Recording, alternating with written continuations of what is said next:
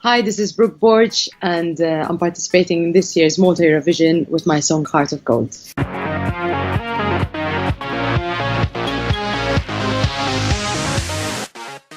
Hello everybody, I am here with Brooke Borg, one of the 16 acts hoping to represent Malta at Eurovision in Lisbon. How are you, Brooke? Very good, thank you. It's good. So jumping straight in, this is your third year in a row competing in Malta Eurovision Song Contest. First and foremost, what is it that keeps bringing you back to the competition? I think what always pushes me and inspires me to write music and to eventually submit it for the Eurovision is always personal experiences that always get me going, and I think one of my personal goals and achievements as a singer and as a songwriter is to write songs that people can relate to, that would inspire people, and I think the fact that I can do it on such a big platform like Eurovision is a big deal for me, and it's a test for me as well as a songwriter to submit a song and for it to actually go through to the final with my work, obviously with my team as well, not just mine. My first two submissions were done by the same team. This year's submission is done by a completely different team. So it was. How can I explain? It was a risk for me, but it wasn't at the same time because I knew their capabilities. So yes, I'm here with a completely different team this year. Okay, very exciting. And does that mean that Heart of Gold will be completely different to Golden and Unstoppable, or is it going to be following the same sort of wavelength? Because they were both sort of powerful ballads with a lot of emotion behind them. Is this going to be something similar with Heart of Gold? To be honest, it's still there's something going on there's something that's very similar to Unstoppable and Golden, but there's something that's not as well.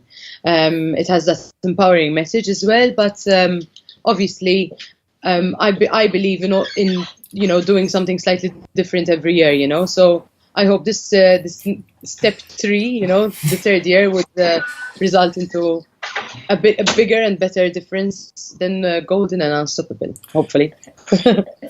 Now, seeing your debut year was Golden, and you did extremely well, placing second behind Eurovoxx. As a debutant, was that a bit of a shock for you that the Maltese public and the juries got behind your song so well and you managed to place so high? The thing is, I always believed in Golden from day one. The same way I also believed in Unstoppable, but then I had some technical issues on stage and I couldn't hear myself. My in-ears weren't working, but that's whatever. With regards to Golden, though, my mentality back then, and which still is every year for Eurovision, was if you give a good performance, the results will follow. And I focused on giving a great performance. And when the results started to follow, I was surprised because, especially from the televoting point, and meaning that the public actually voted for my song as the second best. Obviously the first was Eurovoxx, the winner. Second best was me. So for me it was like, wow. So I felt confident in the song, but there's also I was also doubting whether it would actually reach out to the public that's actually watching. So the fact that it did reach out and the people did actually like it, I was like, wow, So I was very, very, very, very happy, very surprised, and I felt very proud of the achievement that I done together with my team, because it wasn't just my second place. I had a whole team behind me. So it was, for me, it was wow. It was my first time in Eurovision, and I done quite well for myself, So, and I was so happy. I'm genuinely saying this. I was so happy to come second to such a pop star, Eurovoxx. She is absolutely incredible, and I was very happy to come second to her. Obviously, if I tell you that I participated just to participate, I would be lying. I obviously wanted to win, but I had I'm not a competitive type of a female.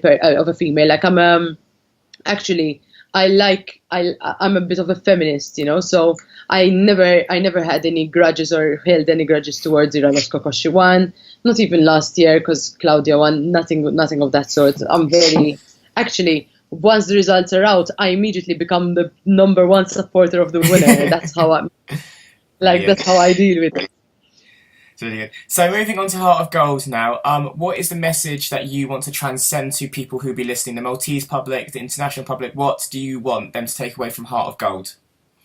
So the problem in nowadays, 2017, let's say that, and 2018, that people are valuing the wrong things. We are giving value to the clothes that we wear. We are giving value to too much to our hair, too much to our makeup. Like we're valuing the exterior, and when in reality, what matters most is the inner beauty, like having a heart of gold. And funnily enough, I wrote the song as well, because with my team as a description of us, the Maltese people. Malta is any foreigner that comes to Malta, they absolutely love it. And sometimes we do not value how beautiful Malta is and how beautiful we all are, as people, and how friendly we are. That's what all the foreigners actually say when they come to Malta. So this was for me it's valuing the inner beauty of us Maltese people, and starting to, rather than compete against each other, it's actually knowing and valuing how beautiful we are inside, and outside doesn't really matter. We are being too materialistic nowadays, and that's the least important.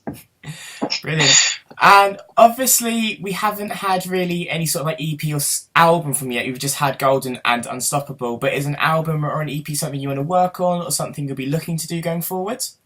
So to be honest with you, I had no intention of submitting a song this year for Eurovision because I was busy working on an EP.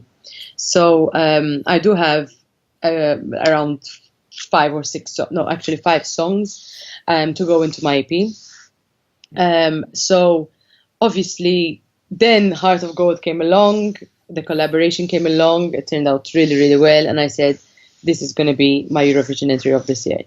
And I submitted it.